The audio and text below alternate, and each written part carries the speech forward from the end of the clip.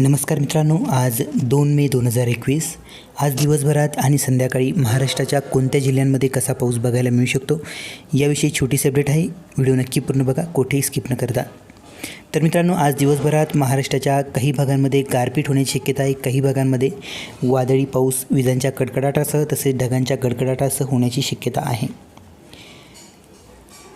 व्हिडिओला सुरुवात करण्यापूर्वी एक छोटीशी विनंती, चॅनलवर नवीन असाल तर चॅनलला अवश्य सबस्क्राईब करा, सोबतच बेल आयकॉन प्रेस करा। व्हिडिओच्या अपडेटसाठी व्हिडिओला लाईक करा आणि हा व्हिडिओ शेअरसुद्धा करू शकता। मित्रांनो, या चॅनलवर आपण शेतीविषयक टेक्निकल माहिती तसेच हवामान अंदाज रोज देत असतो। तर आज महाराष्ट्राच्या जवळजवळ संपूर्ण जिल्ह्यांमध्ये ठिकठिकाणी जोराच्या वाऱ्यासह विजांच्या कडकडाटासह पावसाची शक्यता असणार आहे। आपण बघूया सर्वात जास्त पावसाचा जोर कोणत्या भागामध्ये राहू शकतो, कोणत्या भागामध्ये इतर भागापेक्षा जास्त पाऊस, कोणत्या भागामध्ये गारपीट होऊ शकते। तर मित्रांनो, आपण स्क्रीनवर बघू शकता कोल्हापूर, सांगली, सातारा हा जो परिसर आहे, त्याचबरोबर सिंधुदुर्ग, कोकणातील भाग सिंधुदुर्ग, रत्नागिरीच्या काही भागामध्ये आपल्याला विजांच्या कडकडाटासह तसेच वादळी वाऱ्यासह पावसाची शक्यता आहे। तर तुरळक भागामध्ये गारपीट होण्याची शक्यतासुद्धा या परिसरामध्ये नाकारता येत नाही।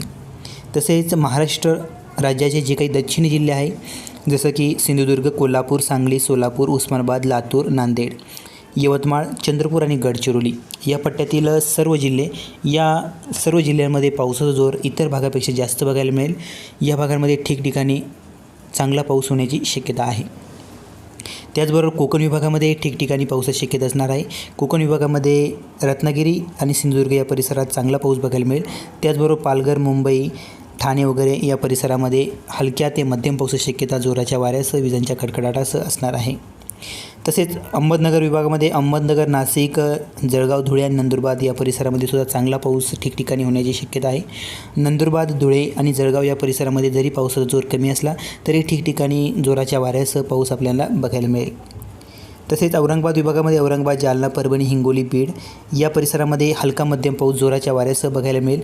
तसेच औरंगाबाद विभागाचे जे काही दक्षिणी जिल्हे आहे, उस्मानाबाद, लातूर आणि नांदेड या परिसरामध्ये पावसाचा जोर जास्त असेल। बऱ्याचशा भागामध्ये गारपीट होण्याची शक्यतासुद्धा या परिसरामध्ये नाकारता येणार नाही।